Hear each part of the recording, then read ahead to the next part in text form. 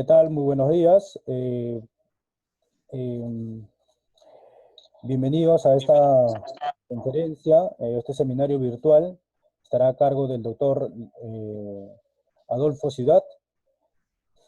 Nos tocará el tema de la negociación colectiva en el sector público y el Instituto Sindical Peruano tiene pues el enorme placer de contar con la participación de él y difundir el conocimiento, difundir las reflexiones para beneficio de todos los operadores jurídicos y sobre todo para los trabajadores, ¿no?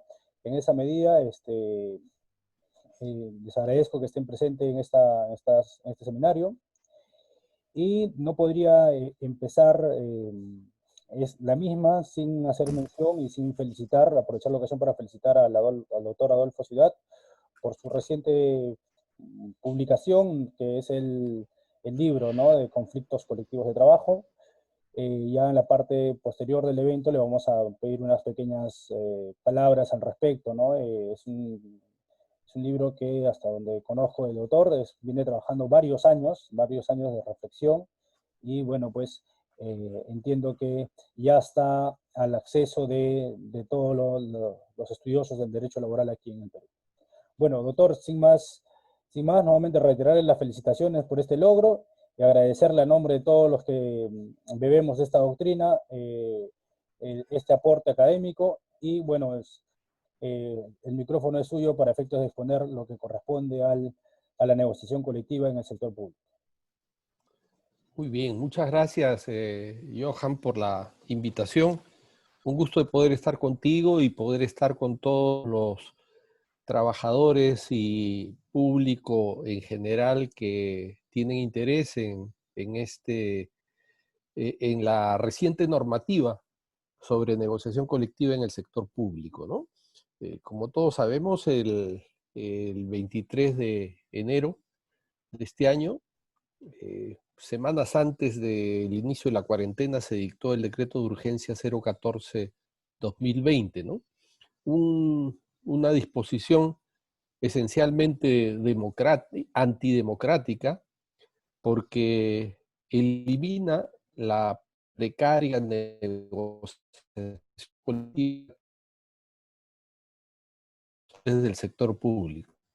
Es un decreto que está destinado a congelar las condiciones económicas de los trabajadores, así como también para disminuir las condiciones de trabajo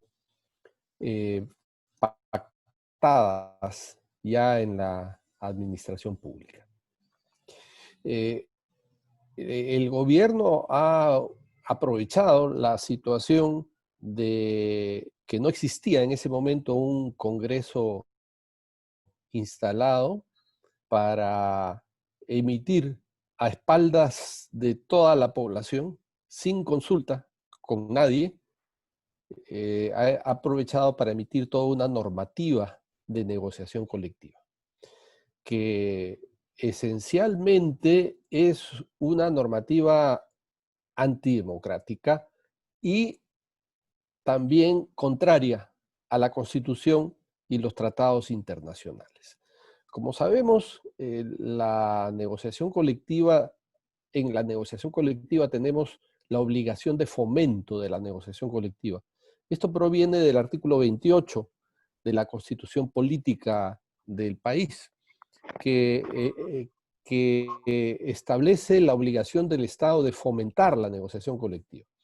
Esto implica que cada vez haya más negociación colectiva, en lugar de que haya menos negociación colectiva.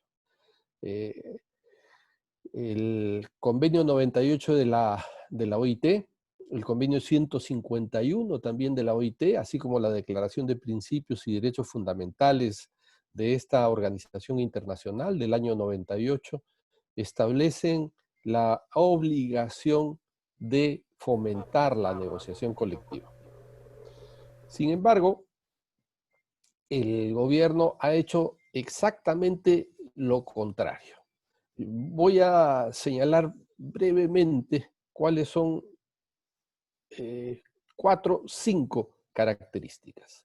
En primer lugar, La disposición tercera, disposición complementaria transitoria tercera, prohíbe la negociación colectiva para todos aquellos trabajadores que hayan negociado o tengan pactada una condición económica durante los años 2016 a 2019.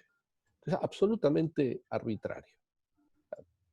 No hay ninguna razón por la cual aquellos trabajadores que hayan podido pactar o que hayan iniciado una negociación colectiva durante los años 2016 a 2019 para que estén impedidos en el año 2020 de iniciar una negociación colectiva.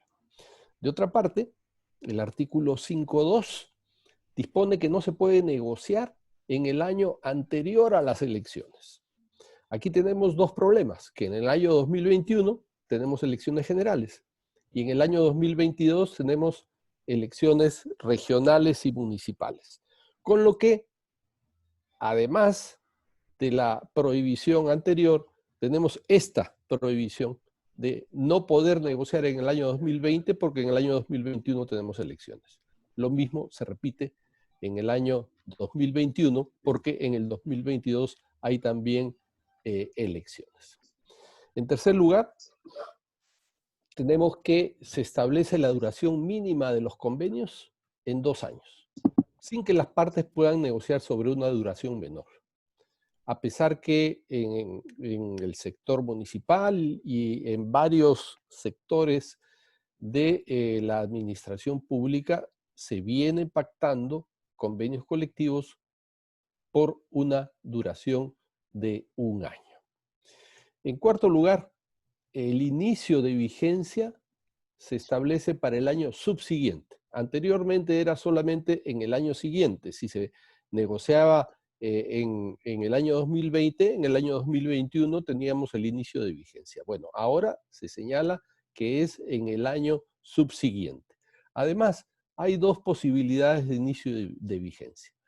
Para aquellos que han pactado antes del 28 de enero del año siguiente al que iniciaron la negociación, los efectos de la negociación comienzan en el año siguiente a la terminación.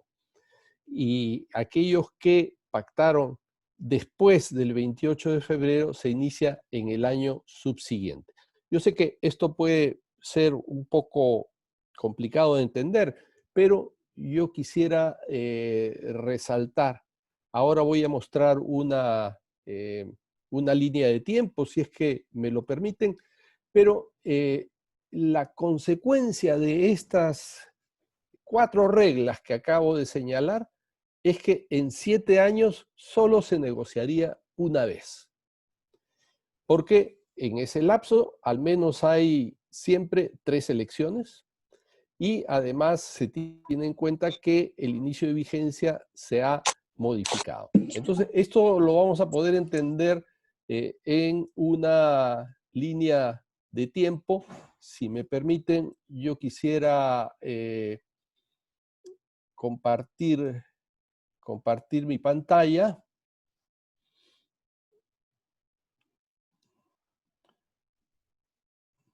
Ok, esto es.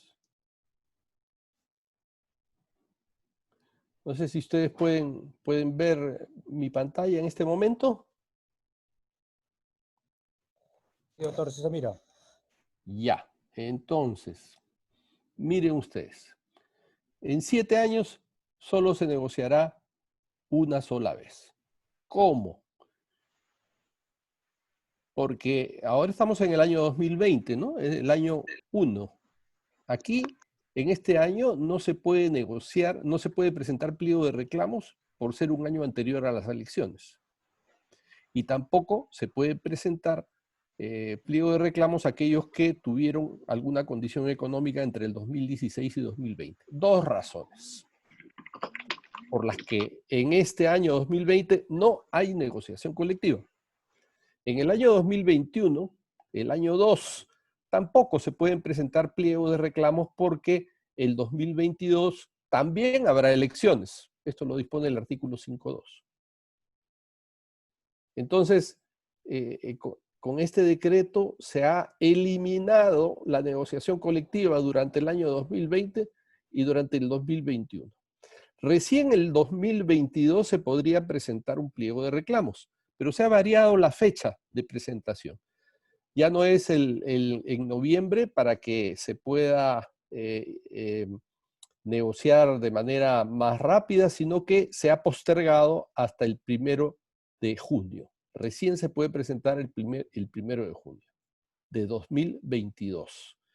Entonces, si es que podemos suscribir un convenio hasta el 28 de febrero del 2023, la vigencia del convenio va a iniciarse en el año siguiente, en el 2024, y va a regir por 2 años, 2025. Pero si es que se suscribe después del 28 de febrero, que va a ser la norma, porque no se puede iniciar la negociación colectiva si no recibimos un informe económico del MEF, y el MEF se va a demorar en enviar ese informe económico, entonces se va a suscribir después del 28 de febrero, en cuyo caso, entonces la vigencia es en el año subsiguiente. Y esto implicaría que sería en el año 2025, con vigencia hasta el año 2026. Entonces aquí queda absolutamente demostrado que este decreto de urgencia está destinado a restringir al mínimo la negociación colectiva. Ahora, como si esto no fuera poco, o sea, tenemos claro, ¿no? En 7 años, solo una vez. Pero además, el gobierno decide el contenido del convenio, porque el Ministerio de Economía y Finanzas tiene que emitir un informe económico que es obligatorio para las partes, y que si las partes no pactan lo que se señala en el informe económico, eso es causal de nulidad. Entonces, con este informe se determina unilateralmente el resultado de la negociación colectiva, sin perjuicio de acciones civiles y penales. O sea, aquellos que se atrevan a pactar algo distinto de lo que dice el Ministerio de Economía y Finanzas, tiene cárcel. Ojo. Como si esto fuera poco, se dispone la caducidad automática de los convenios colectivos, en la medida en que se dispone que tendrán carácter no acumulativo.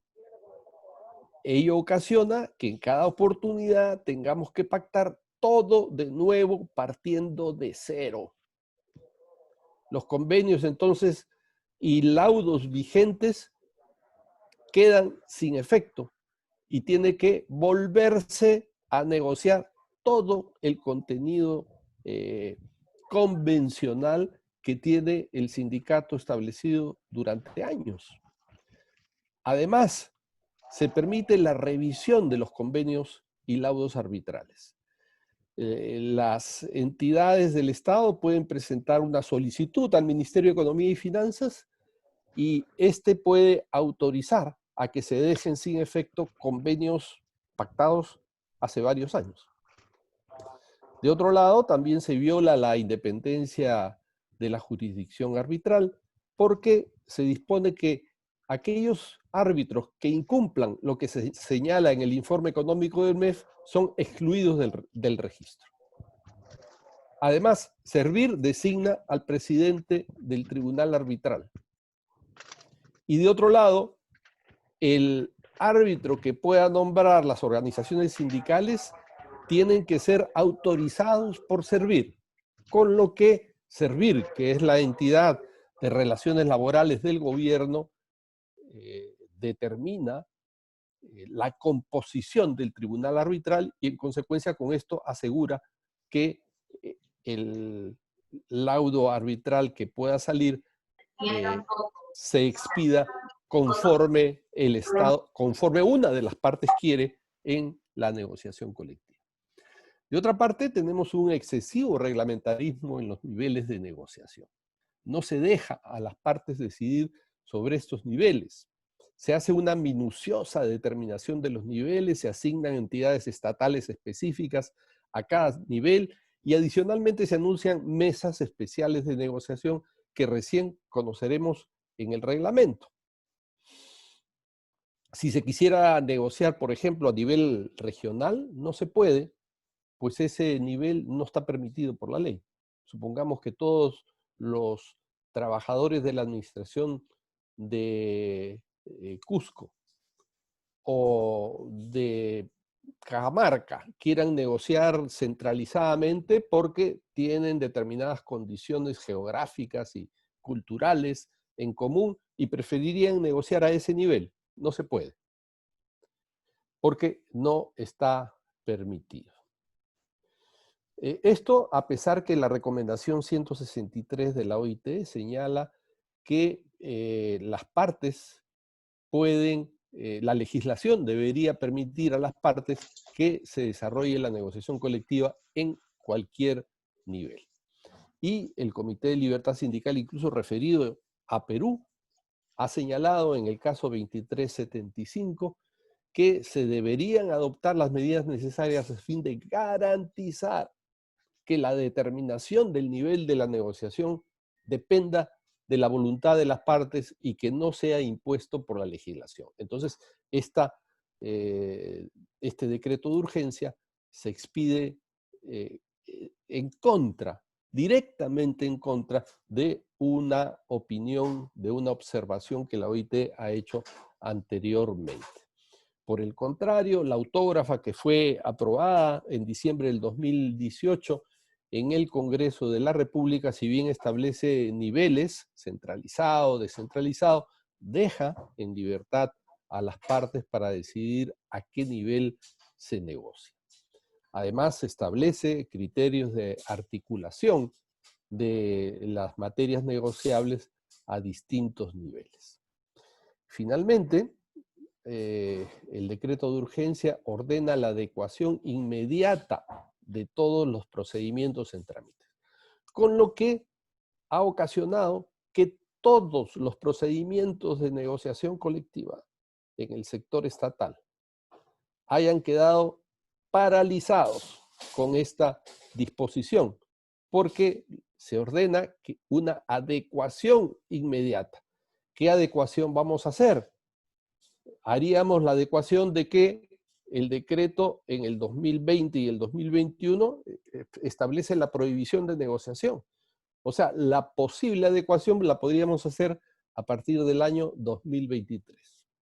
Entonces, esto es en síntesis una disposición que no cumple con la Constitución ni con los convenios internacionales, y solo se establecen mecanismos para impedir, congelar, imposibilitar la negociación colectiva en el sector público, lo que es bastante injusto.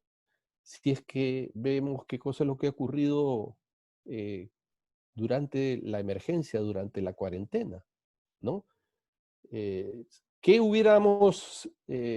¿Qué cuarentena podríamos haber hecho sin trabajadores del sector salud, que son trabajadores del sector público, también impedidos de negociar, de hablar, de dialogar con las autoridades estatales? Los trabajadores municipales, los trabajadores de serenazgo, y así una serie de trabajadores que gracias a ellos hemos podido estar en esta cuarentena y enfrentar la pandemia. En consecuencia, y con esto termino, me parece que el Estado, el gobierno ha cometido un gran error que esperamos pueda ser reparado por el Congreso de la República. Sin embargo, parece que el Congreso tiene otras prioridades, está en otros temas.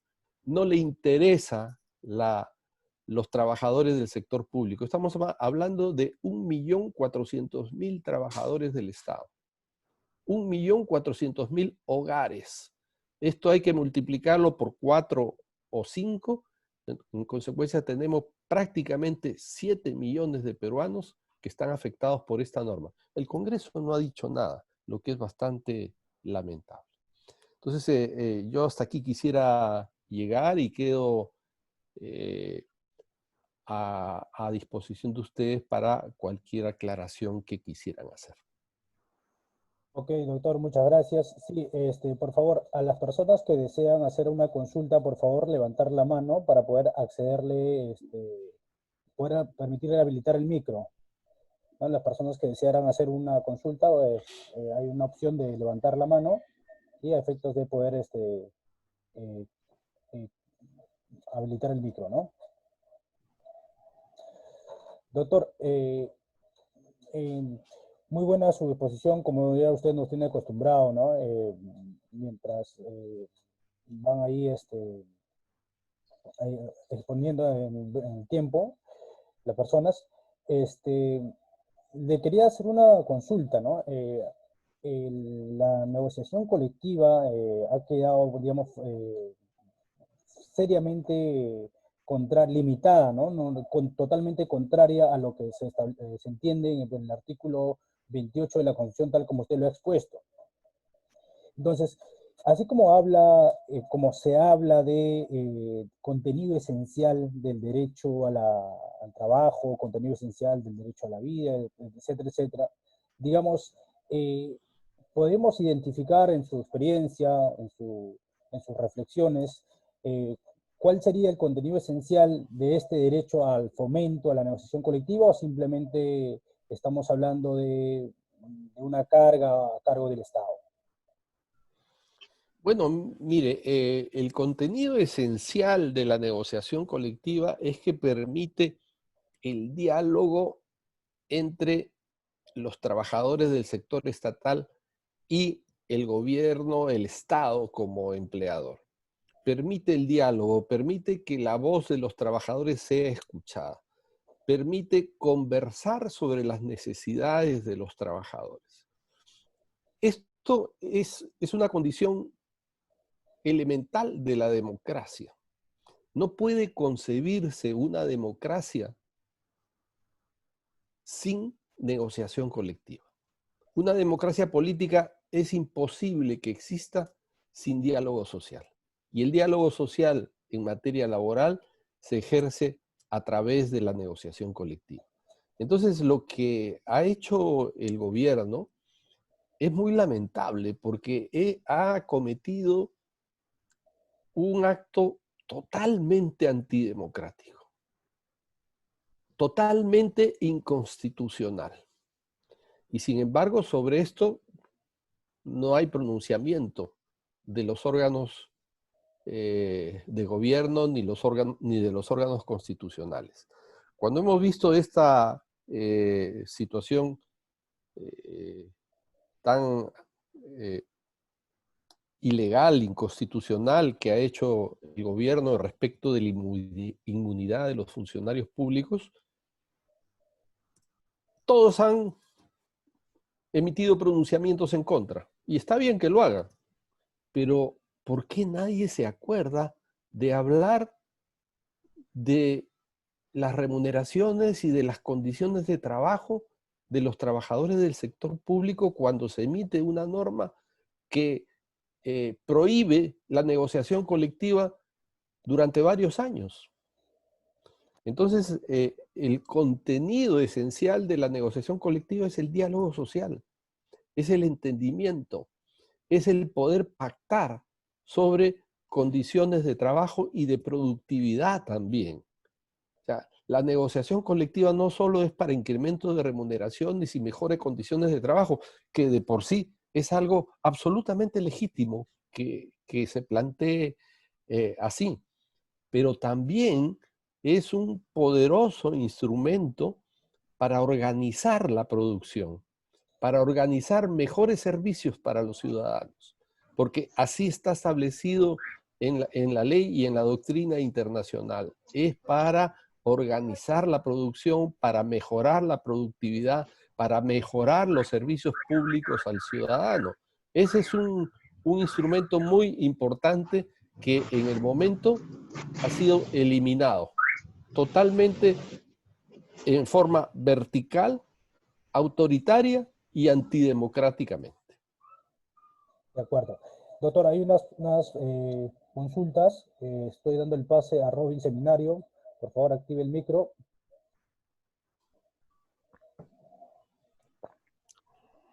Buenas tardes, doctor.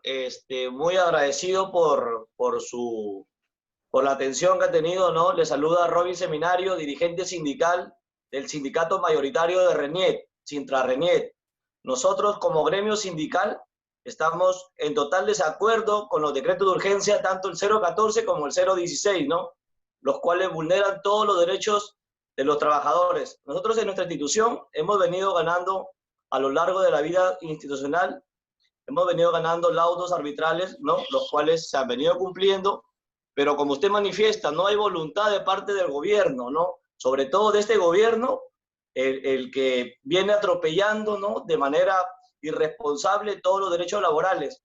Hemos tenido en una oportunidad que nosotros salir a las calles a reclamar por los derechos de los trabajadores que ya habían sido obtenidos vía laudos arbitrales. Es por eso nuestra preocupación y también reiterar, ¿no? De que no se le está dando la atención por parte de repente, por parte de los colegios profesionales, por parte también de la misma, del mismo Poder Judicial, que de repente podría también ahí trasladar alguna indicación, pero nosotros como gremios sindicales estamos nosotros reunidos, ¿no?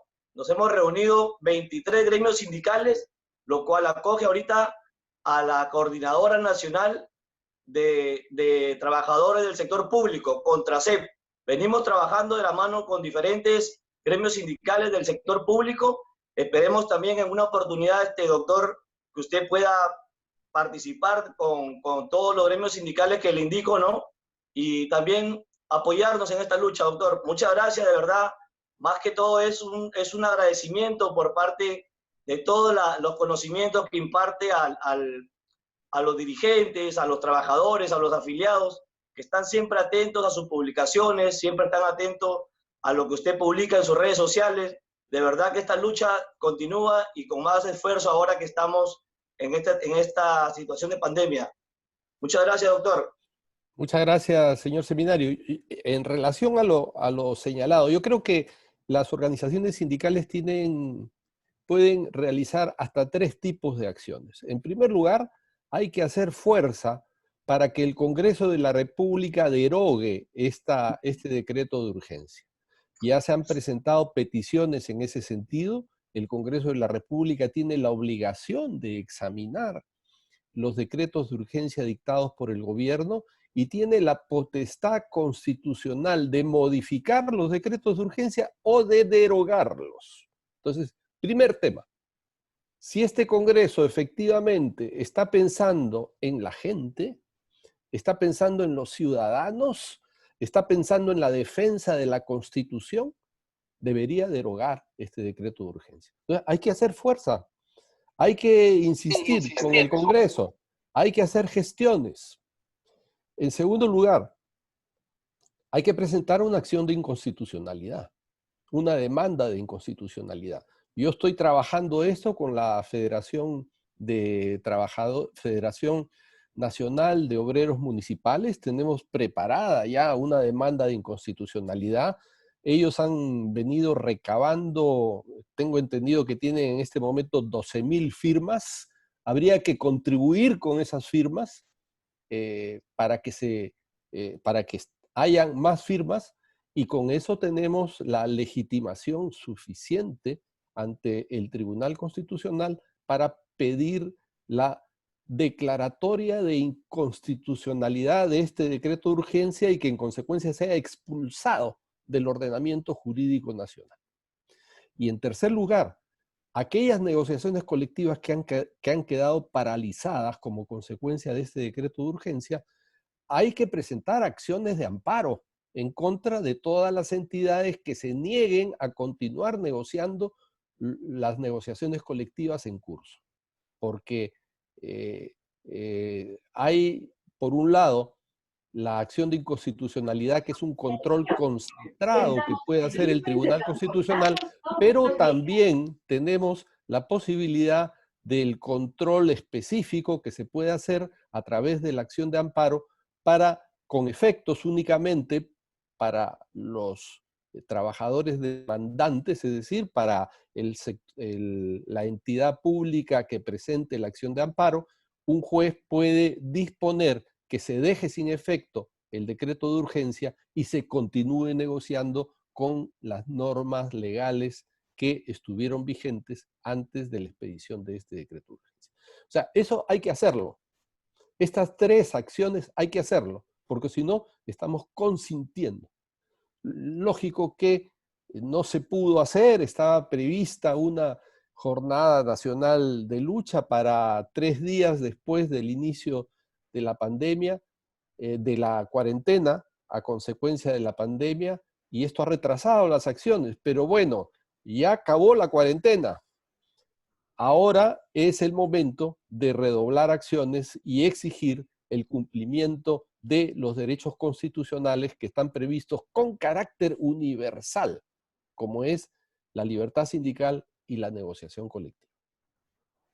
Muy bien, doctor, muchas gracias. Hay una pregunta más, doctor, antes de finiquitar la reunión. Y además, aprovecho antes que nada, por favor, voy a habilitar al término de la reunión la posibilidad de enviar el chat y para efectos del registro, de la certificación, por favor, enviar sus datos completos para poder elaborar los certificados correspondientes. Bien, corresponde ahora al turno, dejo la palabra a José Villarán. No sé si José Villarán activas el micro o aceptas. Hola, buenas, ¿me escuchan? ¿Qué tal? ¿Me Sí, escuchan? lo escuchamos. Ya. Buenas, profesor. Para empezar, disculpe la demora, hubo un problema para poder conectarme. Tengo una consulta. En el sector privado, actualmente el Ministerio de Trabajo tiene todo un mecanismo para la elaboración del dictamen económico laboral. Se tienen que llenar unos formularios, 8 económicos financieros y 8 laborales. Es todo un mecanismo especializado para elaborar el dictamen económico laboral. Ahora mi pregunta es, ¿usted sabe o ha salido alguna norma, disculpe mi desconocimiento en el sector público, pero ha salido alguna norma o algo que diga cómo es que se va a hacer el dictamen económico laboral? Sé que lo va a hacer el MEF, pero ¿será como el dictamen económico laboral del Ministerio de Trabajo, que, repito, era un documento súper elaborado, complejo, ¿no? Completo e imparcial sobre todo, ¿no? ¿Tiene algunos indicios de cómo sería ahora el dictamen económico laboral? Sí, ha salido publicado déjeme decirle con precisión.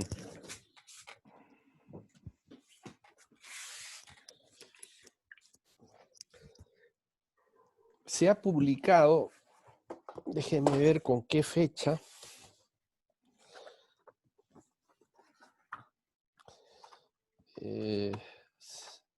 Se ha publicado una exposición de motivos del decreto de urgencia.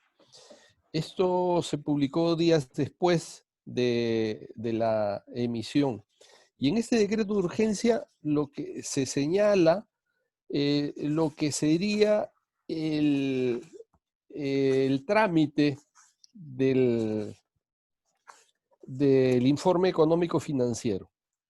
Y se establece que es un documento que ahora va a ser elaborado por la Dirección General de Presupuesto Público con intervención de la Dirección General de Contabilidad Pública, también de la Dirección General del Tesoro Público y de la Dirección General de Política Macroeconómica y Descentralización Fiscal.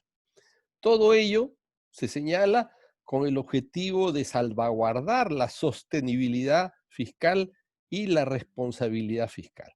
En consecuencia, van a ser 1, 2, 3, 4, 5 direcciones generales dentro del MEF que van a intervenir en la emisión del dictamen económico financiero. Con lo que este dictamen va a demorar mucho más de lo que devora el dictamen que hasta la actualidad ha emitido el Ministerio de Trabajo. Y tenemos el problema que, como está señalado en el decreto de urgencia, no se puede iniciar la negociación colectiva si no contamos con el dictamen.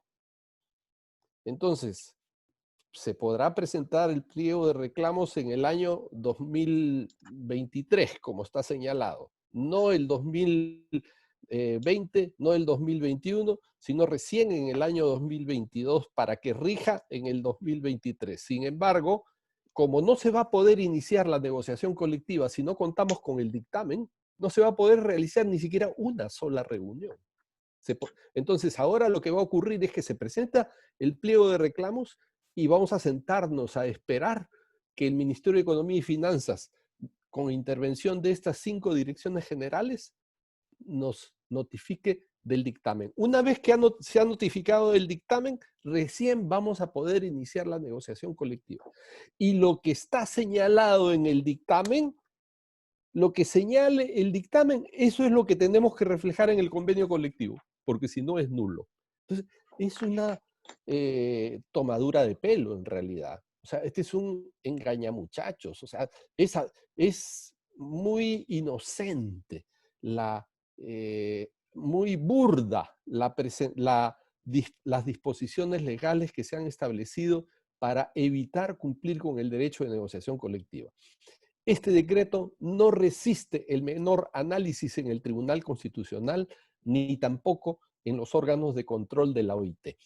Yo olvidaba señalar, así como un comentario adicional de respuesta a la pregunta del señor Seminario.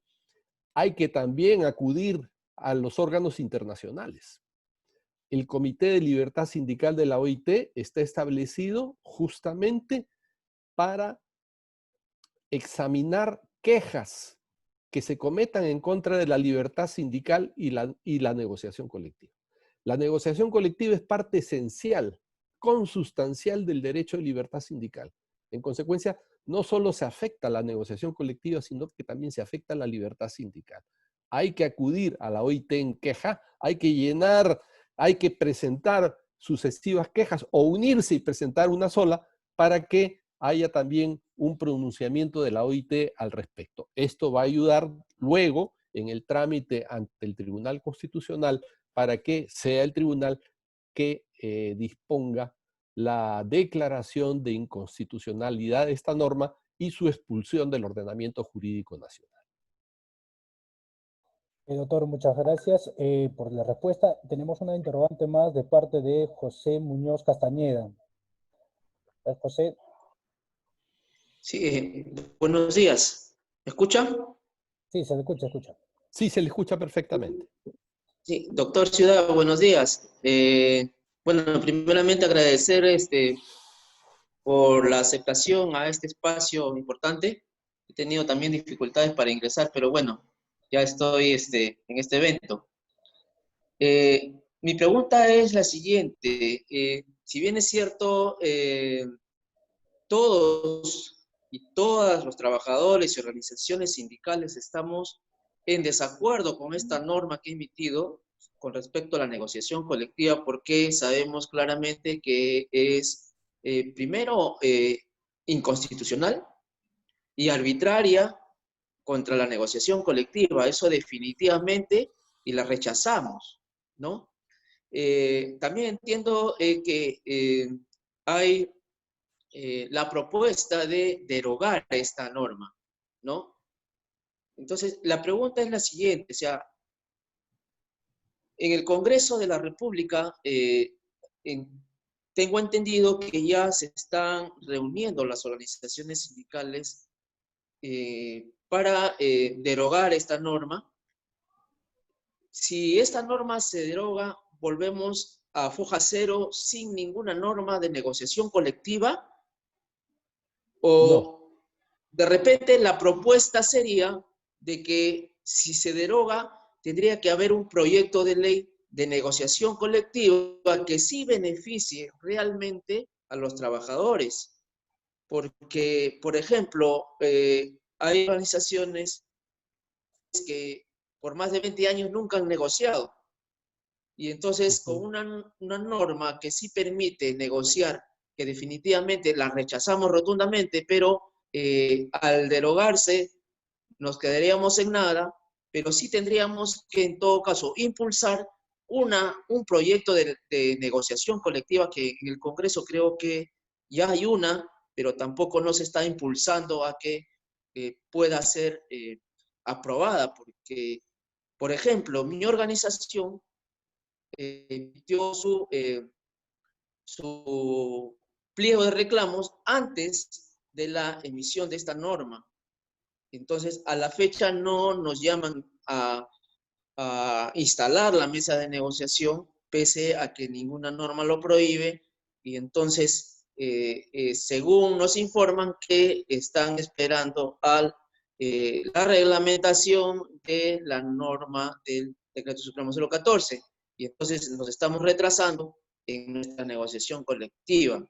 Entonces, es cierto que definitivamente tendríamos que juntar firmas para presentar una inconstitucionalidad y también a los organismos internacionales. Eso definitivamente tenemos que hacerlo, pero mi pregunta va en que si, por ejemplo, los que ya presentamos nuestro pliego se deroga, ¿cómo quedamos? Si no hay ninguna norma aprobada sobre negociación colectiva que sí beneficie a los trabajadores. Gracias. Ya, mire, hay un proyecto presentado en el Congreso de la República que pudieran aprobar inmediatamente, se pudiera derogar esa norma y aprobar el otro proyecto que no tiene estos problemas constitucionales. Incluso, como ustedes recuerdan, en diciembre del 2018, el Congreso ya aprobó una ley sobre negociación colectiva que fue observada por el Poder Ejecutivo. Y luego el Poder Ejecutivo presentó un proyecto de ley que tampoco fue tramitado y que ha sido aprobado incluso con mayor severidad a través del decreto de urgencia, aprovechando la inexistencia de Congreso en un momento determinado. Lo cual también es muy antidemocrático porque en realidad la negociación colectiva es un tema tan importante que no debería aprobarse a través de un decreto de urgencia. Total, hemos estado esperando desde el año 2016 que el Congreso de la República pueda emitir una norma que podría haberse esperado un par de semanas más para que una vez que entrara en vigencia, en funciones el nuevo Congreso, lo hubiera examinado y democráticamente se hubiera podido llegar a un consenso. Entonces, tenemos dos alternativas. El Congreso deroga esta norma y aprueba otra que ya está en trámite, que ya está establecida. O sea, no es que nos quedemos sin normas específicas sobre la negociación. Hay ya un hay un proyecto de ley que fue aprobado en el año 2018 y que que ya está actualizado, y las centrales sindicales han presentado un nuevo proyecto. O sea, hay la alternativa. En segundo lugar, cabe la posibilidad que si se quiere examinar un poco más detenidamente esa norma, ese proyecto de ley, se pueda simplemente derogar el decreto de urgencia 014 y disponerse que las negociaciones colectivas continúen de acuerdo con las normas que han estado en vigencia anteriormente. O sea, esas son dos posibilidades, pero que pasan las dos por la derogatoria del decreto de urgencia 014, que no tiene salvación. Es un decreto de urgencia que ha nacido herido de muerte. No tiene sustento alguno y en consecuencia ese decreto de urgencia no va a entrar realmente en vigencia. Listo, doctor. Hay una pregunta más de parte de Miguel. Miguel, no sé si ¿Tienes el audio activo?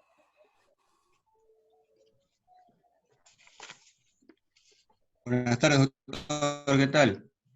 ¿Me Buenas escucha? tardes. Sí, sí, le escucho ¿Qué tal, perfectamente. doctor? Sí, doctor. Quería hacer una consulta, en realidad. De acuerdo con la exposición que usted ha estado brindando, partiendo de la premisa, su posición es que se declare la inconstitucionalidad del decreto de urgencia. ¿De qué otra manera se puede garantizar el principio de equilibrio presupuestal, ¿no? Toda vez que se tiene que tener en cuenta que la negociación colectiva, ¿no? Y este principio deben ser garantizados al mismo tiempo, ¿no? Efectos de poder lograr un equilibrio en esas. Sí, Entonces, mire, el principio de equilibrio presupuestal puede preservarse a través de un informe que haga el Ministerio de Economía y Finanzas. El Ministerio de Economía y Finanzas tiene todo el derecho y el deber de preservar el presupuesto público, porque ese presupuesto es dinero de todos los peruanos. Entonces hay que cuidarlo y utilizarlo con prudencia. Sin embargo, no se puede llegar al extremo de que este informe del Ministerio de Economía y Finanzas sea de carácter obligatorio y que si no se pacta lo que se ha señalado en ese informe es causal de nulidad, porque de esta manera no se deja el espacio suficiente a las partes para que puedan negociar. Entonces, si bien se pueden establecer determinadas restricciones a la negociación colectiva, en la medida en que de por medio está el presupuesto público del país, no se puede llegar al extremo de evitar que las partes tengan un espacio suficiente para negociar. Entonces, el Ministerio de Economía y Finanzas puede emitir ese dictamen, que lo haga a la brevedad posible, pero en primer lugar que no detenga la negociación, que se inicie la negociación y que en el transcurso de la negociación el Ministerio de Economía y Finanzas emita este dictamen con cuidando el presupuesto público, las partes lo examinarán, verán las posibilidades que tienen de poder acoger esas conclusiones y de esta forma se podrá preservar el presupuesto público. Doctor, tenemos una última pregunta de parte de Javier Paitán. Javier, ¿tienes el audio? Muchas gracias, estimado. Buenas tardes, profesor Adolfo Ciudad. Muy ¿Cómo está, interesante Javier? ¿Qué tal? su exposición, como siempre, claro y bueno, nuevamente enfatizando el valor de la negociación colectiva en el sector público. Mi pregunta va justamente también en relación a qué rol está jugando la Autoridad Nacional de Servicio Civil hasta la fecha.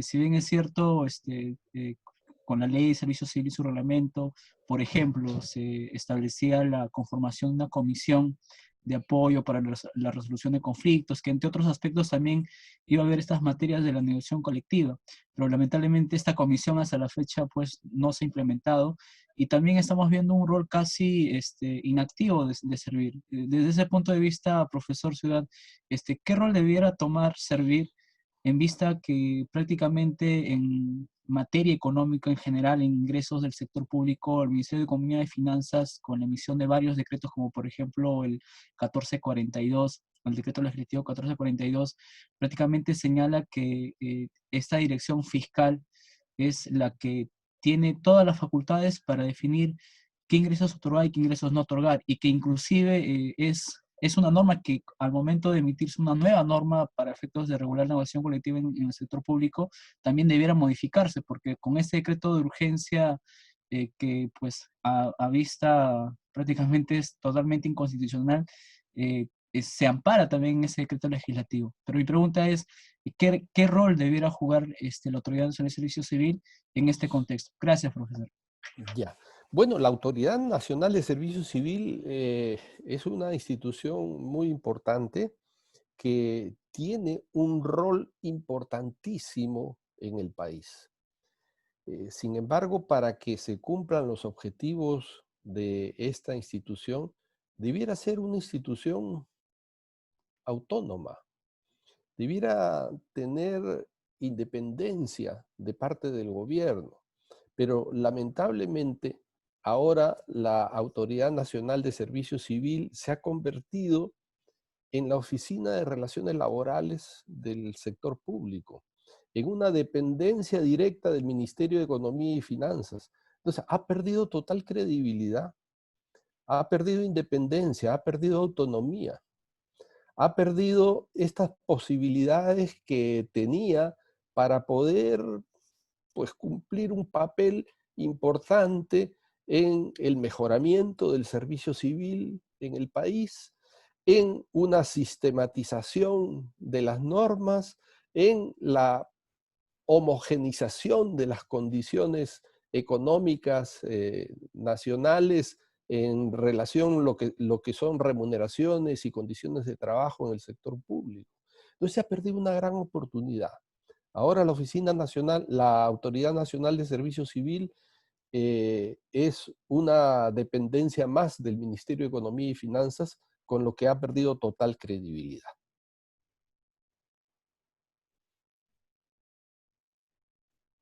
Bien, muchas gracias, doctor, por absolver cada una de las interrogantes que se han formulado al interior de este seminario. Y bueno, nuevamente, doctor, a nombre del Instituto Sindical y a nombre, creo que de todos los que han participado el día de hoy, agradecerles su disposición, su colaboración y reiterarles, ¿no?, la felicitación por este aporte al mundo académico con el libro que ha presentado recientemente, ¿no?, Conflicto colectivo jurídico y proceso de trabajo para todo, que es muy importante, sobre todo desde el punto de vista, pues, procesal, para solucionar los problemas de manera colectiva, ¿no? Ya no llenar los juzgados, aglomerarlos con causas individuales, ¿no?, cuando puede tramitarse. Y son una herramienta que creo que va a estar a disposición de los sindicatos. Y invito a todos los que están presentes en este seminario a poder adquirirlo. Está en Editorial Palestra, y para efectos de que puedan también utilizar esta forma, ¿no? En muchos casos, yo he tenido la oportunidad antes de formar parte de la Administración de Justicia, hay muchísimos casos, muchísimos procesos que se hubiesen solucionado de manera más pronta, de manera más célere y sin copar las fechas de audiencias de conciliación, audiencias de juzgamiento, si se hubiese utilizado este mecanismo del conflicto colectivo de trabajo, ¿no? Entonces, doctor, nuevamente agradecerle, vamos a adquirir y leer y releer su libro, y ya lo estaremos invitando para una próxima oportunidad a efectos de poder... Johan, si me permite, sí, este es el libro que acabamos de publicar y presentar hace poco, ¿no? Conflicto colectivo jurídico y proceso de trabajo, que está destinado a fundamentar lo que sería una propuesta de modificación de la Ley Procesal de Trabajo para dotar a los sindicatos de la legitimación procesal suficiente y de determinadas modalidades especiales dentro del proceso laboral para que los sindicatos puedan defender colectivamente a los trabajadores. Entonces, creo que es un libro muy importante para las organizaciones sindicales porque, como se recordará, en el año 1991 se eliminó el fuero administrativo de trabajo que permitía a los sindicatos poder reclamar por el colectivo, por la totalidad de los trabajadores, y desde esa fecha se ha cortado los brazos del sindicato para poder defender colectivamente a los trabajadores. Entonces ahora el 99.9% de las demandas que hay en el Poder Judicial son de naturaleza individual.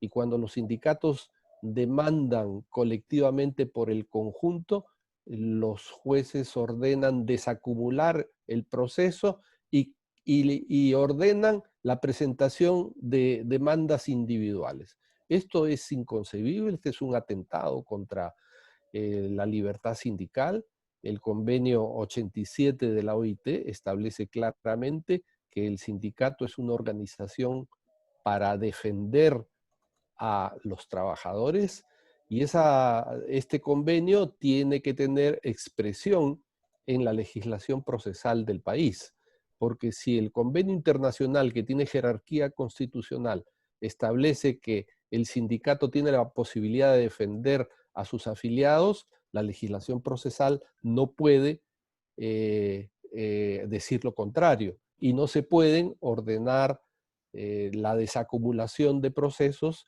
y ordenar que se demande individualmente. Esto es absolutamente contrario al derecho de tutela colectiva, de tutela judicial, que también se puede ejercer en forma colectiva.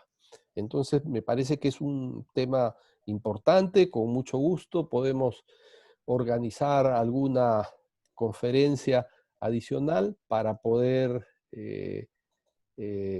conocer sugerencias y para poder difundir estas modalidades especiales que se proponen en este libro. Doctor, nuevamente muchas gracias y le tomamos la palabra y claro, ya le estaremos consultando para efectos de coordinar y poder realizar esta sesión virtual. Igual ya desde ya quedan invitados los asistentes para efectos de tal evento, ¿no? Y nuevamente invitarlos nuevamente a adquirir el producto, leerlo y releerlo, porque dice como más se aprende en la relectura que en la lectura, ¿no? A veces los libros Sí, efectivamente. los libros de ideas a primer paso no se logra captar todo, ¿no? Entonces, doctor, yo también me comprometo a leer y releer su libro y de repente ya pueden ir con algunas ideas ya avanzadas o algunas dudas que pueda tener luego de haberlo leído, ¿no? Bueno, doctor, muchísimas gracias. Muchas gracias a todas las personas que están en el seminario para efectos de obtener la certificación. Por favor, esta certificación es gratuita, dejan su nombre, sus datos y también el correo electrónico al cual va a ser remitido, ¿no? La certificación es electrónica nada más. Bueno, doctor, muchas gracias nuevamente y estaremos en contacto, doctor. Gracias. Nada, muy bien. Muchas gracias a todos, muy agradecido por su atención.